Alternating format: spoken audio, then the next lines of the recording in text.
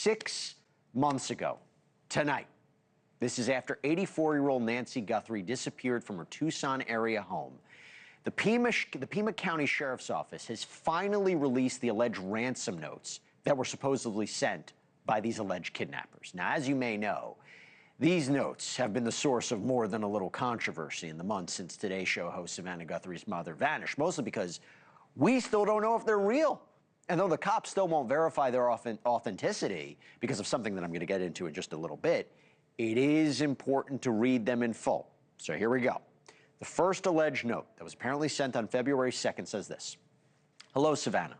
We have your mother, Nancy. She is safe but scared. She will be held for ransom, and once payment is received, she will be released unharmed. We will be holding her for a maximum of 7 days. You will need to send Bitcoin in the amount of $4 million USD, United States dollars, interesting, before 5 p.m. on Thursday the 5th. If payment is not received, the ransom will be increased to $6 million US dollars, which will need to be paid by 5 p.m. on Monday the 9th.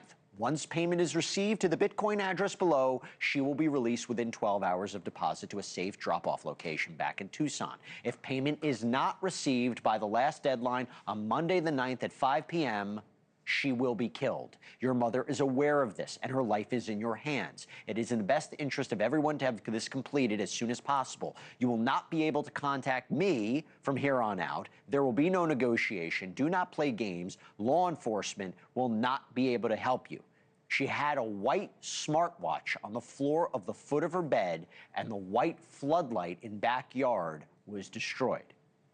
Then you have the second alleged note. Very different tone. This was apparently sent on February 6th, so 3 days before the deadline from that first note. It says, Guthrie family, we did not fully grasp the seriousness of her physical condition. We never intended to hurt her. That was not our intention. She perished shortly after she was taken. We believe it was heart-related. She is buried in nature now.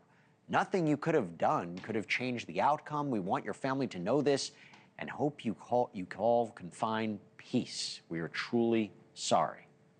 Now, despite the fact that the sheriff's office couldn't authenticate the notes, they are now asking for the public's help in finding whoever wrote them. Said in a press release, quote, these communications reveal distinctive patterns of word choice, syntax, and phraseology that reflect the writer's unique linguistic style. We believe these distinctive linguistic characteristics may be recognizable to someone who knows or has interacted with the note's writer. Now, the cops also asked for tips on anyone with sudden changes in behavior around the time of Nancy's disappearance, including sudden interest or disinterest in the case. That can be key. So does this plea from the police mean they think the notes are real? Is there something in there identifying the sender? Do you recognize something? Or is this just a Hail Mary play from an investigation that has finally hit a wall? Joining me now for a closer look, so happy to have him, Chris McDonough, the director for the Cold Case Foundation. He is also a retired homicide detective and co-host of the Interview Room. Good to see you, sir.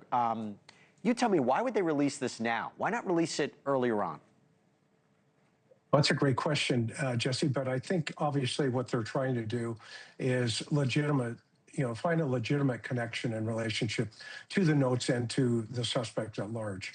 Is this a smokescreen that came in because of the attention that was drawn to this particular situation, or if in fact they're trying to establish, are these legit? But they don't have anybody. In other words, if they knew this was one or two people, they wouldn't be making it public. So I don't feel like they have anybody in mind.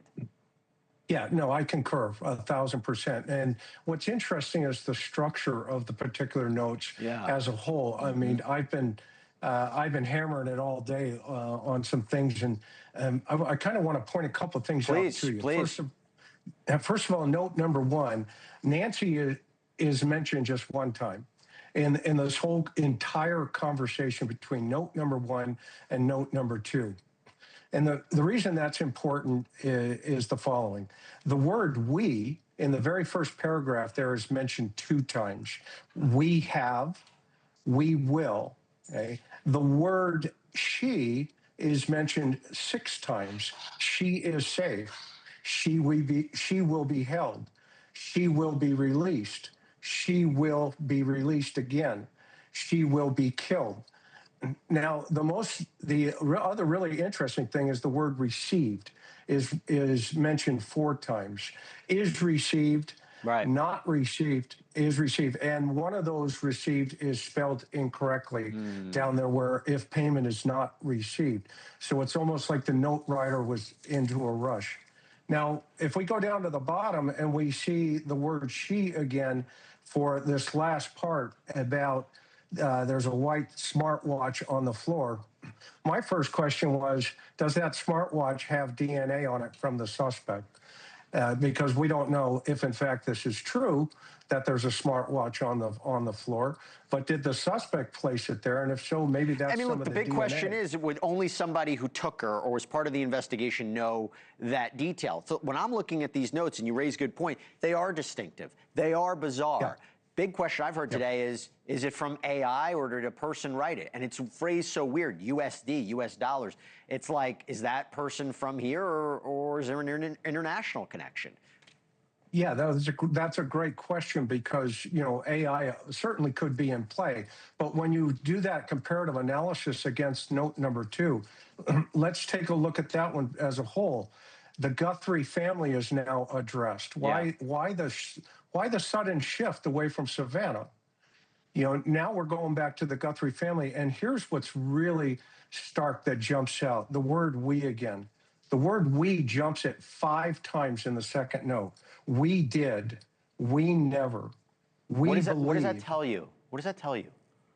Well, it tells me that there's an emotional shift in whoever put these notes together. Whoever used AI or whoever used, you know, the actual, you know, their own verbiage in relationship to assembling it, there's an emotional shift that takes place. So it's almost a panic that takes place. And then, does that mean that you think it's legitimate? Do you think it's from the same person and it's legitimate? They're telling the truth about what happened here and they feel sorry? Well, it's definitely not the guy on the front porch. That guy came to take, you know, Nancy Guthrie with a gun. So he's not ending this conversation or this story with "we are truly sorry." That ain't happening. So whoever has assembled these notes, in my opinion, if she was kidnapped, they may have had a softer, feminine approach around Nancy Guthrie. Well, and let me ask you this point, and before we wrap things up. Sure. You know, Savannah released this video earlier this week, and I was talking about it on Leland's show, where she's appealing to do the right thing. To me, she seems like a really nice person, a good person who may be trying to appeal to the sentiment, the emotion of the writer in the second note, assuming it's real. You felt so bad, you risked telling us what happened. Just tell us now where she is. Is there anything to this? Yeah, no, that's a great point. And look at the word "our" in her statement on Instagram.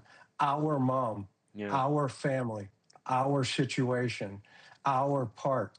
So she is trying to reach out to that emotional side of note writer number 2. So, I think the BAU crafted a lot of this. I don't know. We'll see what happens. I hope something comes from it. So strange. 6 month mark.